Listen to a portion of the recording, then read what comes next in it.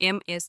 சுப்புலட்சுமி அவர்கள் இந்தியாவின் தலைசிறந்த கர்நாடக இசை கலைஞர்களில் ஒருவர் மட்டுமல்லாமல், நாட்டின் உயரிய விருதான பாரத ரத்னாவை பெற்ற முதல் இசைக்கலைஞராகவும் சிறப்பு பெற்றவர்.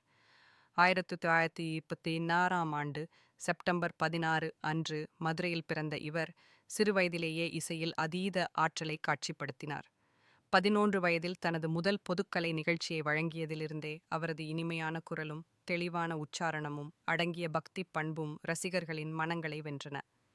1926ஆம் ஆண்டு ஐக்கிய நாடுகள் சபையில் அவர் பாடிய இசை உலகளவில் பெரும் வரவேற்பை பெற்றது.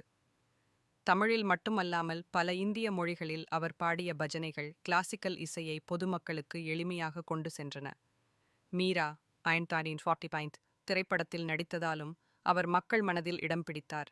தனிப்பட்ட வாழ்க்கையில் எளிமையும் பணிவும் நிறைந்த இவரது இசை நிகழ்ச்சிகளில் பெற்ற வருவாயை பல தொண்டு நிறுவனங்களுக்கு வழங்கியுள்ளார். அவர் இசை மட்டுமல்ல, ஆன்மீக பிரேரணையாகவும் இன்றளவும் நினைவுகூரப்படுகிறார்.